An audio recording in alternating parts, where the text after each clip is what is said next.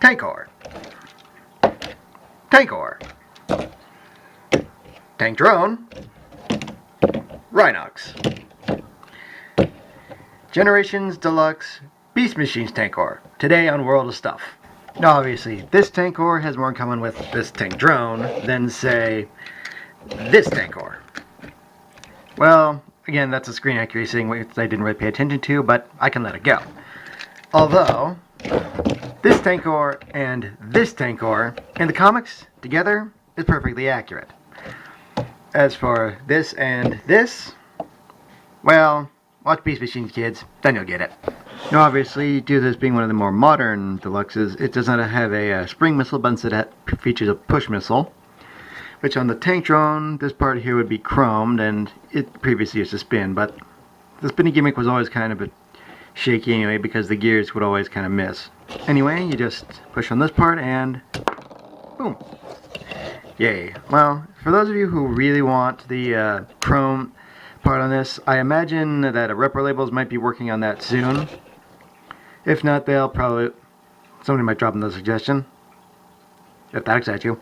Anyway, moving on to the transformation. You move back the cannon itself, move that right there.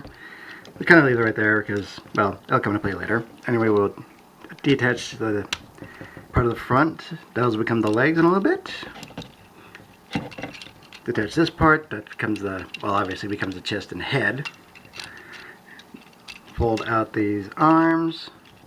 Okay, fold this part in. Now this attaches to the chest by these three parts right here, so that you actually get a very solid looking chest despite it looking empty. And fold out the arms. You actually got a couple options there. Now these shoulder pads, you got a couple options for these. You could leave these out or you can leave those in. Really just up to you. Now as for the legs, there's a couple of options for them. If you want regular legs, you can just fold in this flap and then have fold down these, like so, for regular legs. Or, for more screen accurate legs, you can fold this down a little bit, kind of fold these inward. Then you just fold those down for more screen accurate legs if you prefer it. The choice is yours. As for features in robot mode, well, let's see here now. He can roll. That's always interesting. Plus, well, in robot mode anyway. But considering he's got tank treads for feet, that's not a big surprise there. Also, his pincer hands can move up in and out. Actually, it can open, which is always a nice feature. Also, these are little saw blades right here, which from a previous review come more from this figure, which obviously these two look nothing alike. Yeah, but then again, whether or not that matters to you is really up to you. Again, when we look back, it does resemble much more the tank drone. So now, although with the tank drone you do have to fold up this entire part rather than just the cannon. Looks a little silly, but you get a rough idea. Yeah, these are just the wheels and the vehicle mode, along with the gears I mentioned earlier. Probably where they got the idea for these little saw blades. Still a nice touch, though. And again, here he is with, in the comics, tall Tankor versus fat Tankor. That's just how they refer to them, folks. I can't make this stuff up. And once again, yeah, come on.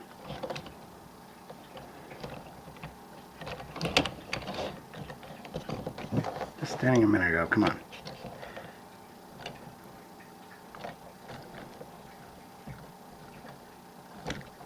Oh, you get the idea. And again, if you get the link between these two, great. If you haven't, watch Beast Machines and you'll get it. As for additional articulation, the head does move from left to right. Now this is supposed to be light piping, but because they use an opaque plastic rather than a clear one, it's a little hard to see. The arms can move up to the sides and forward, as well as a bicep swivel, very nice double jointed elbow, and a forearm swivel. And again, the pincers can do this.